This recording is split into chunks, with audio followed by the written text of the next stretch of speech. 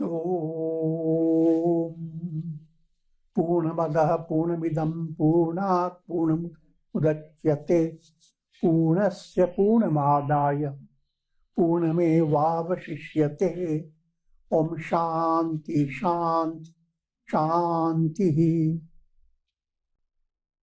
Om Brahmanandam Param Sukhadam Kevalam Jnana Murtim Dvandvatītam Gagana Sadrisham Tattvamasyaadilaksham Ekam Nityam Vimalamachalam Sarvadhi Sakshi Bhutam Bhavatītam Triguna-rahitam Sadgurum Tam Namami.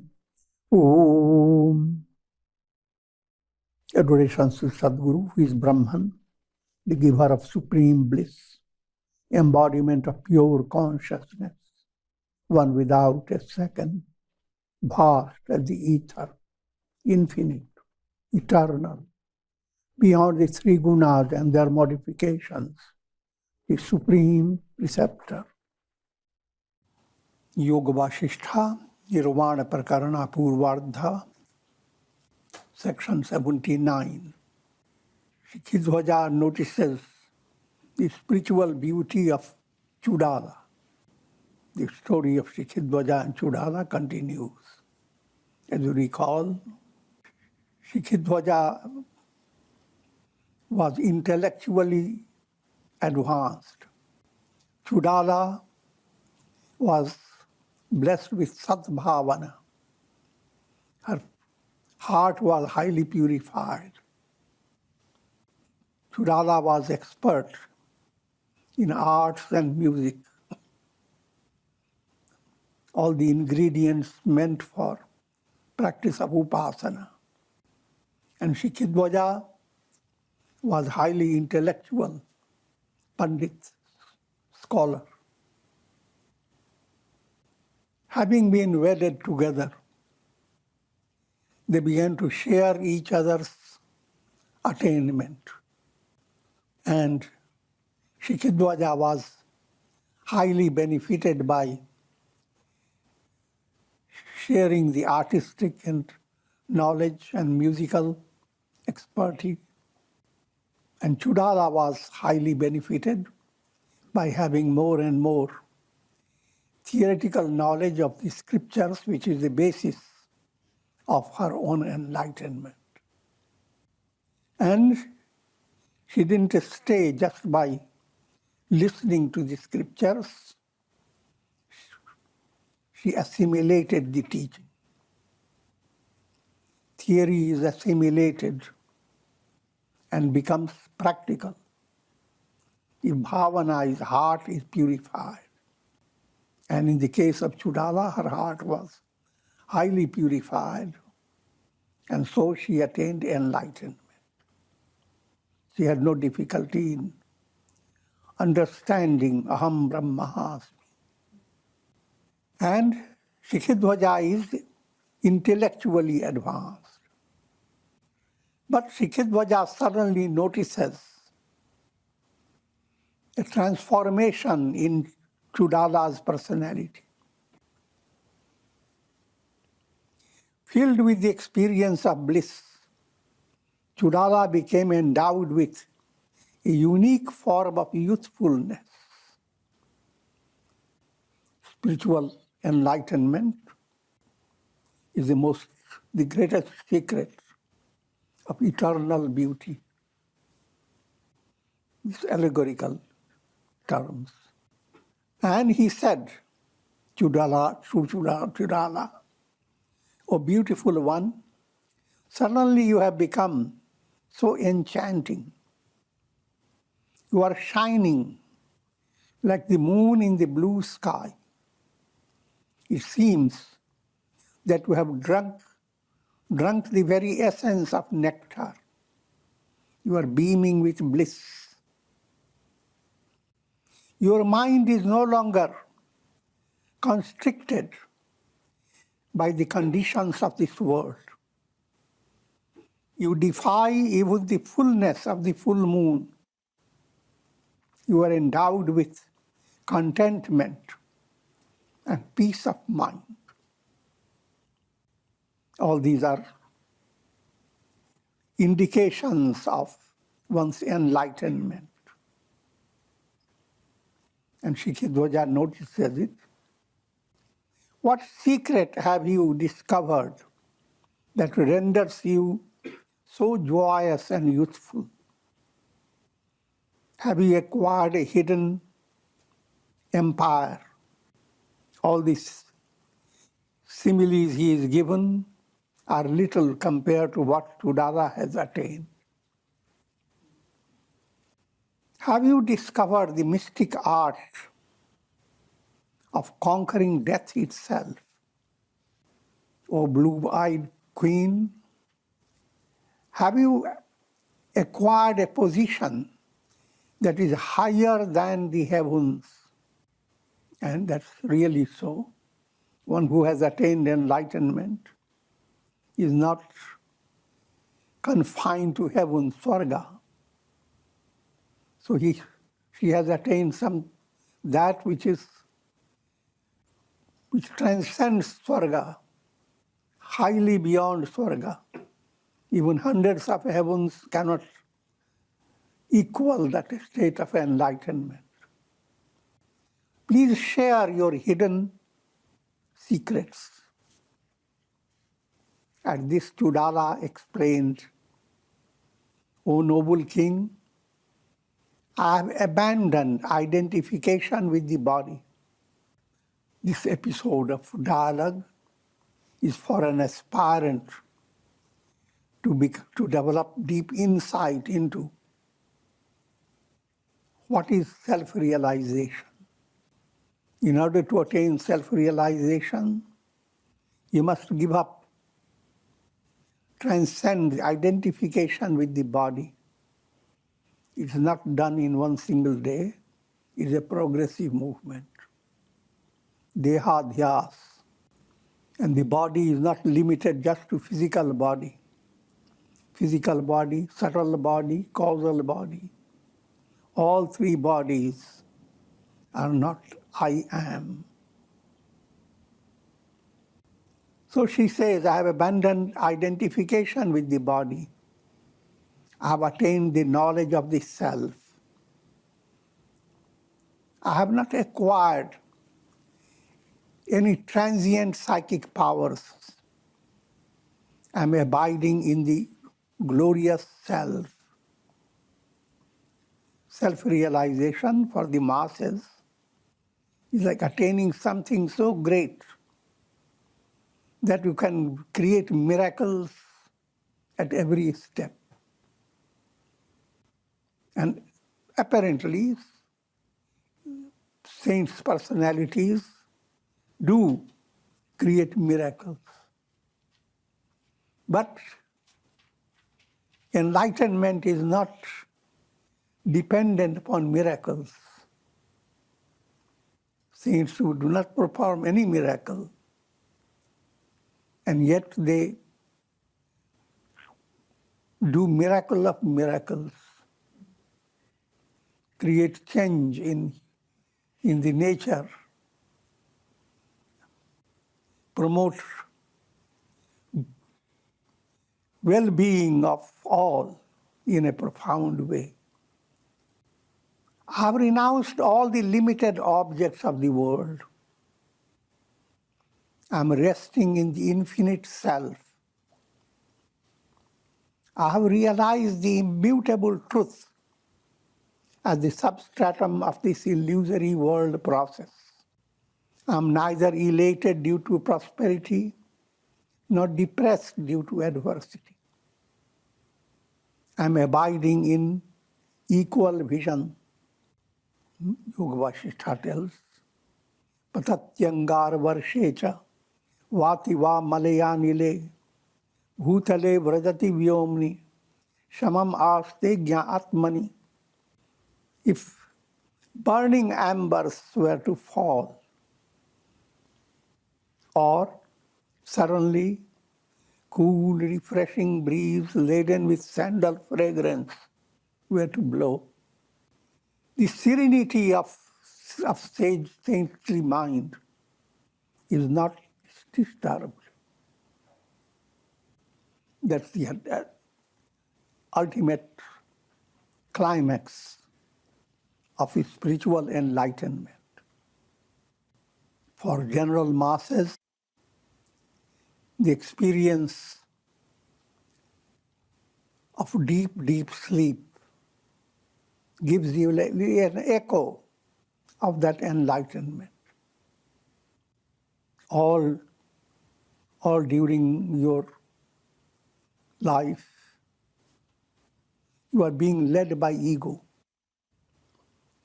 During sleep, ego slips like slippers.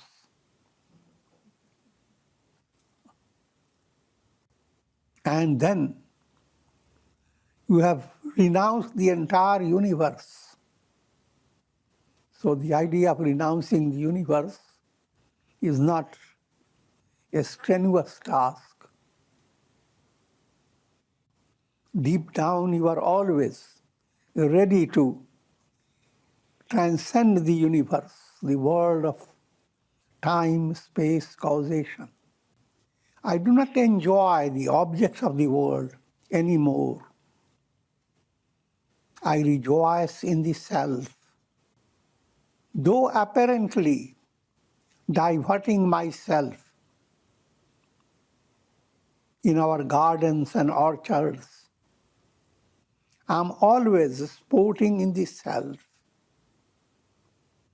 Every experience of pleasure is not directed towards the importance of sense objects. Vishaya vasana is not enhanced by experiencing pleasures. Experiencing pleasures is like waves in the ocean of bliss. The ocean is not enriched by waves. Just like ocean doesn't get excited. Look at my wave, how it is waving wonderfully. And yet apparently there are times of adversity and prosperity. But to an intrinsic state of a sage, internally, both are alike. Adversity is no adversity. Prosperity, no prosperity. They are all, if at all, ripples in the ocean of divine bliss. This is the secret of the unique beauty you perceive in me. And that's the secret of spiritual beauty, what's known as Brahma Tejas, the effulgence of knowledge of Brahman shining through one's personality. I'm no longer an insignificant object of pleasure. If you do not have that spiritual beauty, then your beauty means you have viewed yourself as an object to be enjoyed. Moha-based relations are of that type. You see the beauty on the basis of the body, the basis of the eyes, hair, nails, and so forth. As you advance, your attention shifts. You see the beauty of a person in the form of virtuous qualities and spiritual progress. And the beauty of all beauties is a state of enlightenment. And how does it feel intrinsically, internally? I am the controller of the entire universe.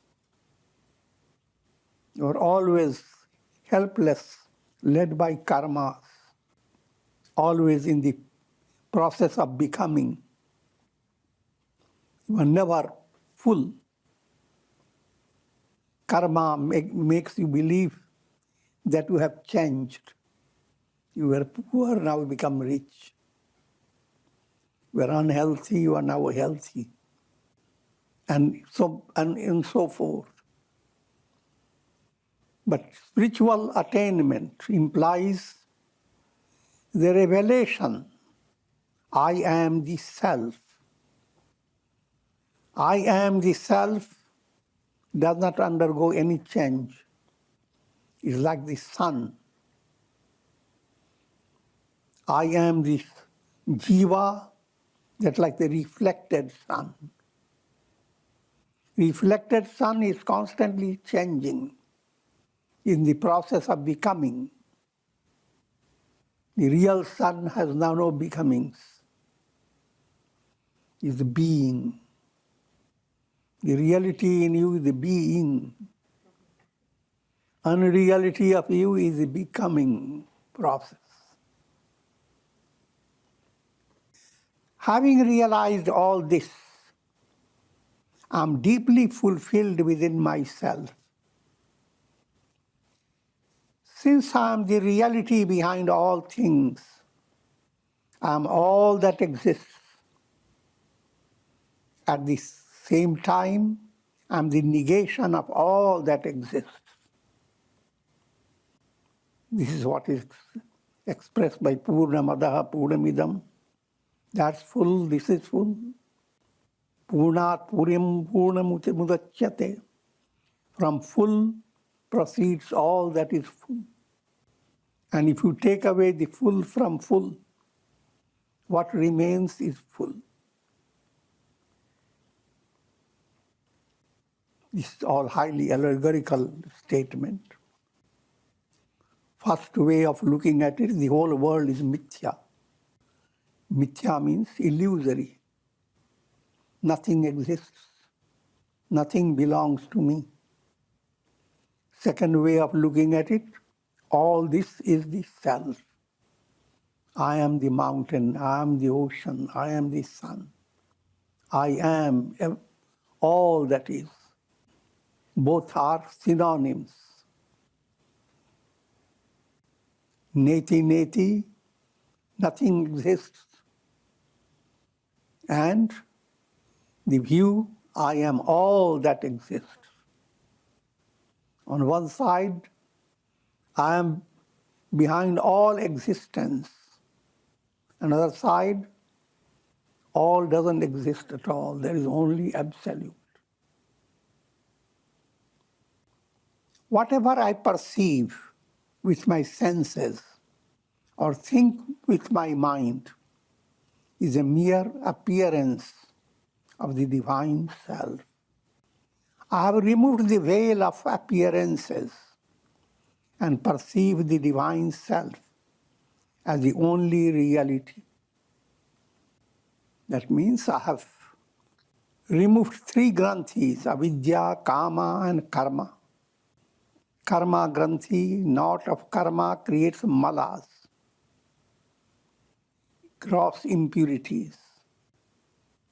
Kama granthi, the knot of desire, create distractions of your mind, vasanas. And the last granthi is the veil of ignorance. And Chudala says she has removed these three knots. Thus, O king, I am endowed with the imperishable beauty of the self. Think of this reflected sun and its beauty, which is constantly fickle. Think of the real sun and its beauty, unchanging, eternal, infinite. Next section, yogic techniques for attaining psychic powers. Section 80. Shiva Shishta continued, after listening to what Queen Chudala said, the king was unable to understand her inner spiritual attainment. He held an austere concept of the spiritual process. King being highly intellectual, he cannot figure out how Chudala can be so joyous, and yet he says she has attained self-realization. In the mind of Shikhdwaja, any great attainment is something like you have gained a great possession, you have gained an immense prosperity. And if you have not gained anything, and still you are so blissful, that means it's stupidity. What are you happy about?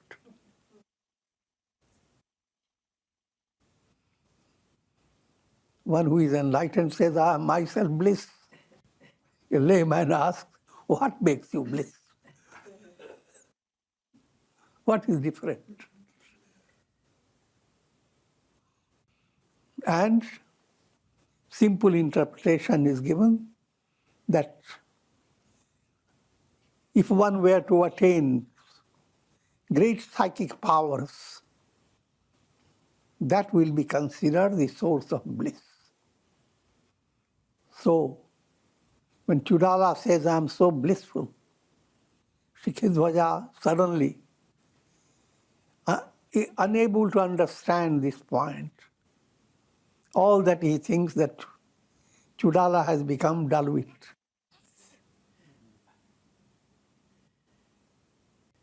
He thought within himself, how can this queen attain enlightenment without going into a forest? Enlightenment is viewed like attaining a psychic power. Then the picture of enlightenment is that in order to attain a psychic power, you go through a special type of austerity and mental concentration. For that, you have to go to a right place. You have to adopt a style of being an ascetic and do amazing disciplines of body and mind. So immediately he began to picture within himself. He didn't see Chudala going to do all those things. Didn't go to a forest. Didn't fast for a long time. Didn't do various austerities. And yet she says, I'm blissful. I have attained supreme bliss. How can it be possible? How can this queen attain enlightenment without going into a forest, practicing austerities, and undergoing severe spiritual disciplines? Simple message is there. Your process to liberation is not backed up by what appears as intense austerity. It is a result of integral yoga. Integral yoga is a rhythmic harmony created in your personality from melody to melody. If you are, your melody state doesn't have to go through austerity. All that you do is to tune yourself better. Tune your veena more and more perfectly. The same veena that was bringing out discordant sounds, well tuned, begins to bring out melody. Do you see the veena going anywhere to practice austerity? And that's the secret of real austerity.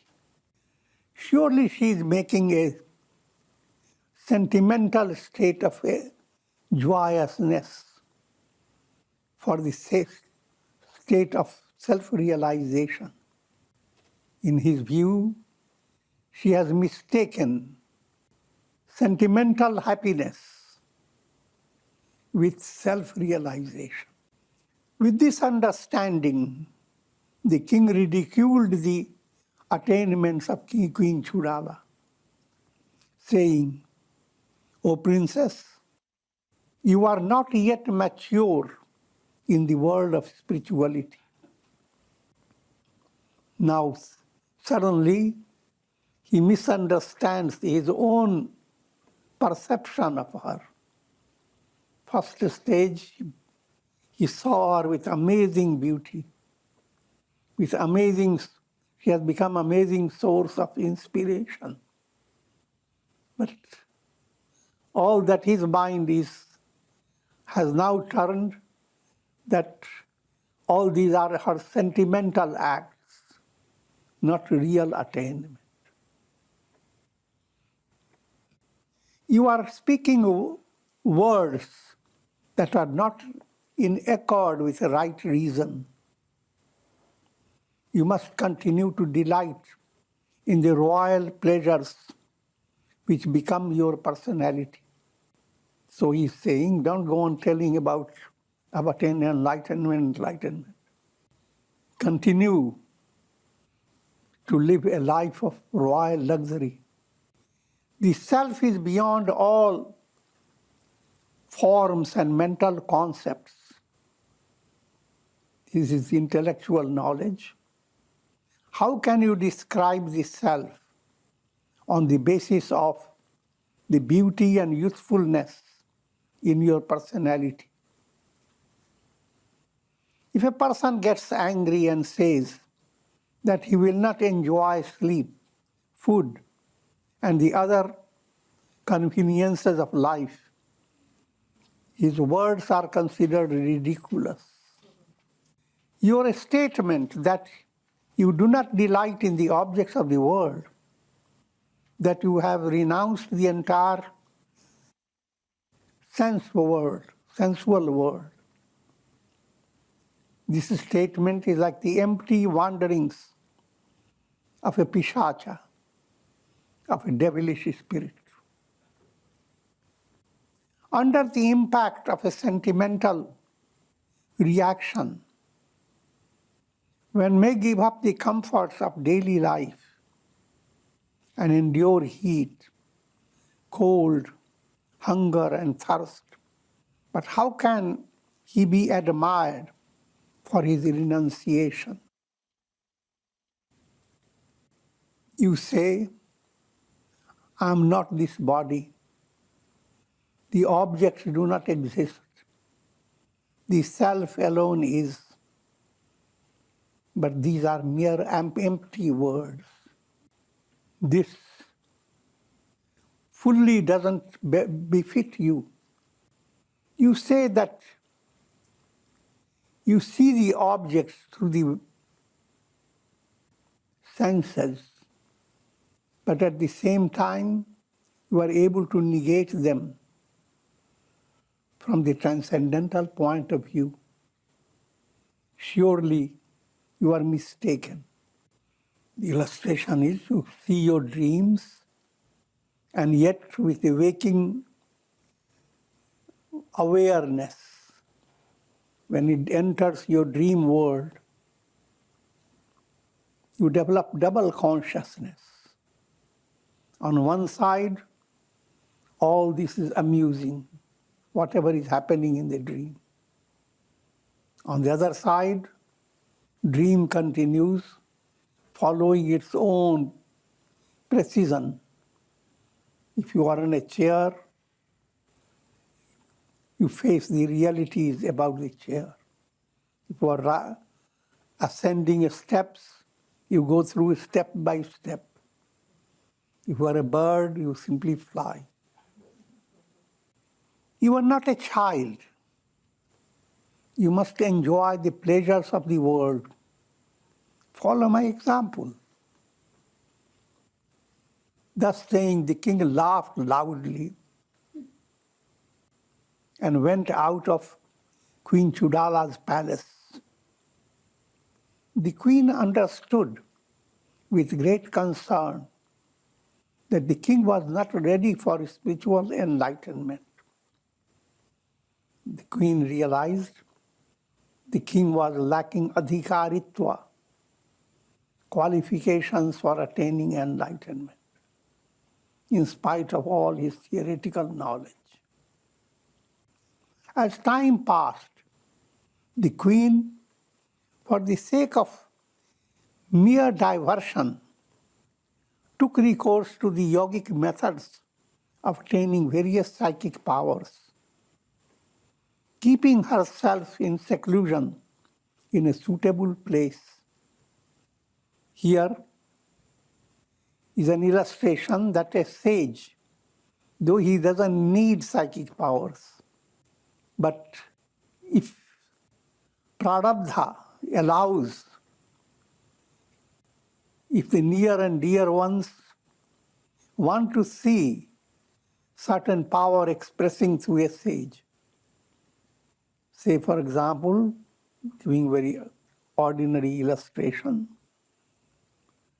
you know English, but in your association there are a lot of Spanish people. You have become enlightened. That doesn't mean that you know Spanish.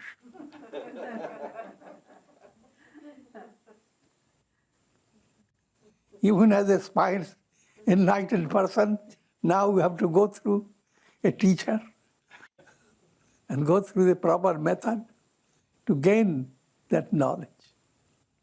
Similarly with psychic powers.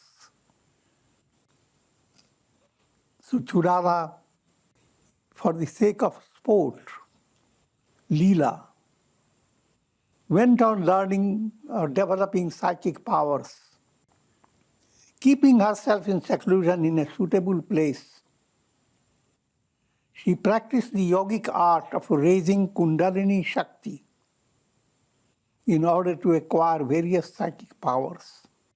Sri Rama asked, this world is a result of a process of activity.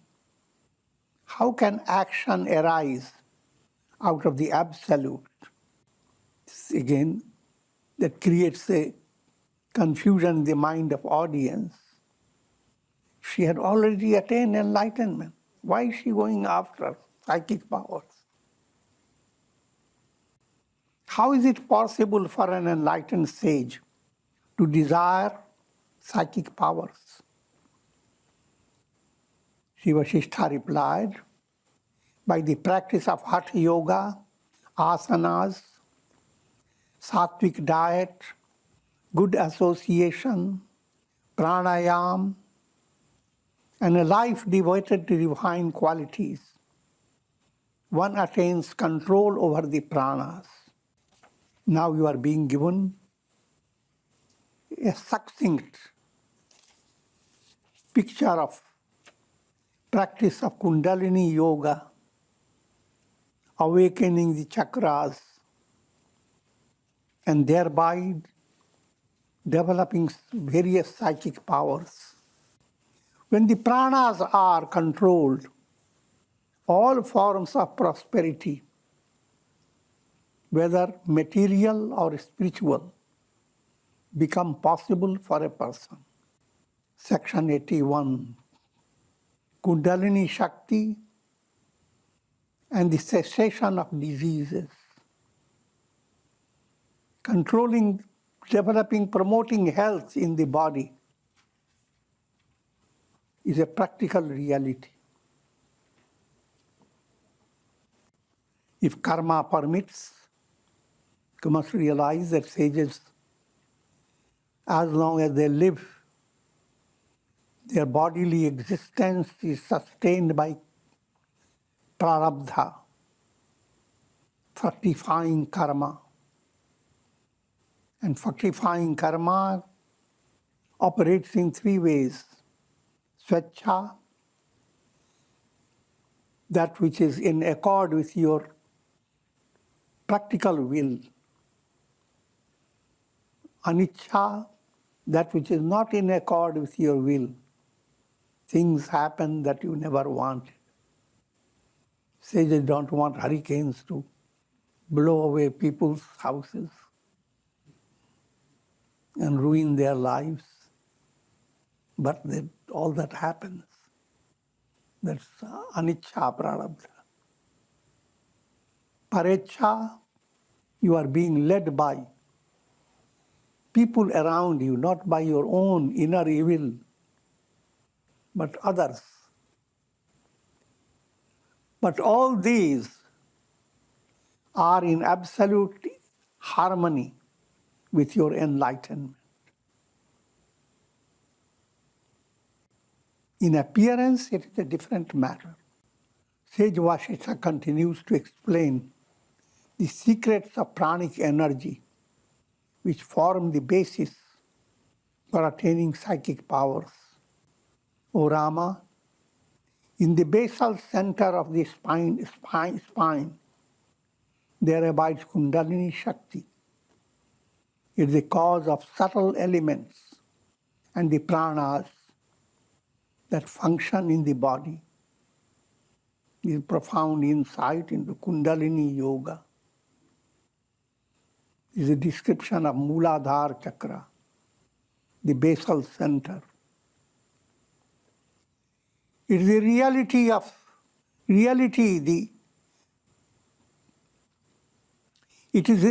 really the divine consciousness that is called Kundalini Shakti, in order to emphasize the potential power hidden in every human being. The spiritual progress is indicated by opening of the Kundalini Shakti. When Kundalini Shakti opens at the navel center, your Kriya Shakti becomes awakened. Your malas, gross impurities, will be gradually transformed. So, Karma Granthi is pierced, as it were. When Kundalini rises to heart center, Kama Granthi, the source of distractions of your mind, is corrected. And when Kundalini passes through Agnya Chakra and awakens it, one attains enlightenment. Ignorance is removed. So the same points that we study in Vedanta, they are now relating to Kundalini Chakras. The Kundalini Shakti is known by different names: consciousness, individual soul, mind, thought, intellect, ego, the subtle body, and the causal body. These different names relate to different functions that this majestic energy performs. The range of Kundalini Shakti awakening means complete integration of your personality, your thought, your intellect, your ego. All these are in the domain of Kundalini Shakti. Kundalini Shakti is, from profound point of view, is Prakriti Shakti. And when Kundalini becomes opened, Prakriti becomes same as Purusha. Prakriti Purusha. Purusha is Brahman. The whole Prakriti is Maya movement. And with this, I'm going to conclude for today. Om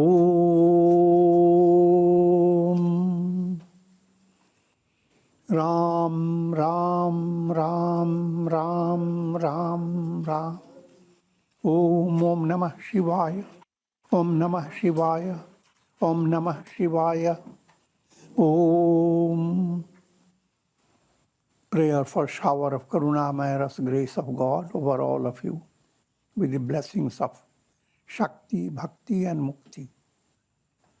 Om Trayambakam Yajamahe Sugandhim Pushti Vardhanam Urvarukmo Bandhana Mrityor Mukshiyama Mritat. Om Sarve Bhavantu Sukhina Sarve Santu Niramaya Sarve Bhadrani Pashyantu Ma Kaschid Dukha Bhag Bhavet. Om Shanti Shanti Shanti. Hari Om Tat.